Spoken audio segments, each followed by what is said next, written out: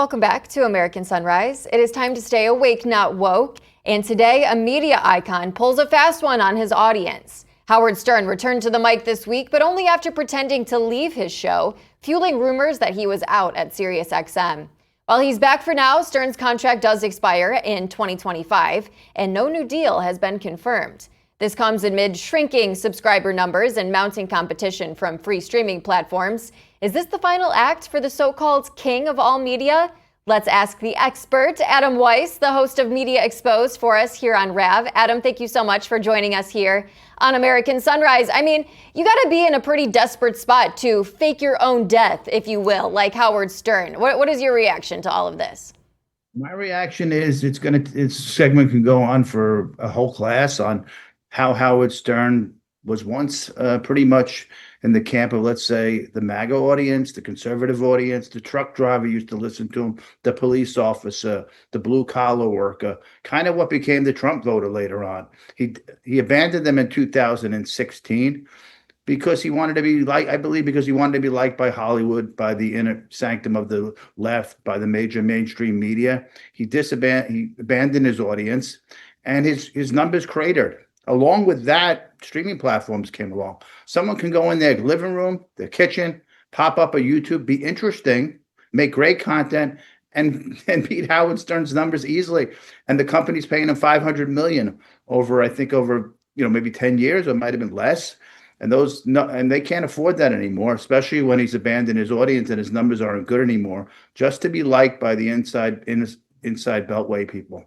And it's so, like I said, desperate because, Howard Stern, he's been essentially canceled by the mainstream, especially by younger people. I mean, so many of his shocking moments on his show from back in the day have been resurfacing. And like you said, that trust in the audience has been completely lost. I mean, it's just shock value at this point. Is there anything that he can do to get the trust of his audience back, or is it just too far gone at this point? Are they moving on to bigger and better outlets to get their media consumption? It's hard to come back and say, yes, Donald, come on my show. Since 2016, he's gone against Trump. He's called Trump vote. I really don't like all of Trump voters. So he abandoned, and it wasn't like Trump. Trump would go on a show all the time, and they'd have great conversation. And why was Howard so successful? He was the most politically incorrect radio host across America. Funny in the morning. I used to, when I was really young, I'd drive senior citizen, the largest town in state, New York State. I'd drive them to a free service back and forth to the grocery store, back and forth to the doctors. And I'd have Howard Stern on the morning.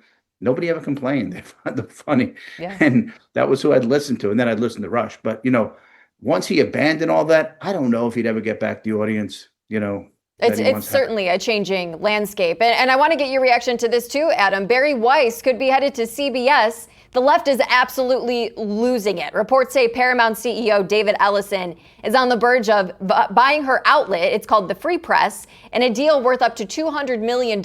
And the plan is hand her a top role at CBS News. Liberal commentators are calling it a culture war nightmare, but conservatives are calling it a long overdue shakeup in corporate media. Do you think CBS is ready for a truth teller, or is this the establishment blocking her path?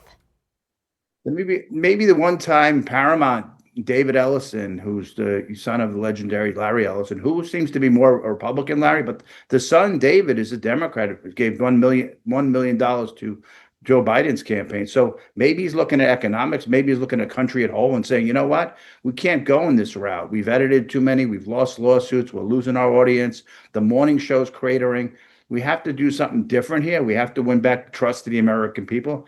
And the 200 million is a staggering number for somebody who just started basically a Substack page and has subscribers. I don't know if that's true, but that's some staggering numbers for Barry Weiss, and good luck if she can get that kind of numbers. Sure. Who knows? CBS may be looking at Howard Stern. It sounds like they have a common mission to try to rebuild trust. Adam Weiss, thank you so much for joining us this morning. Always a great time talking with you. All right, now coming up, two young saints, one unmistakable. The message, holiness isn't old-fashioned, it's happening right now. We'll be right back with more on American Sunrise.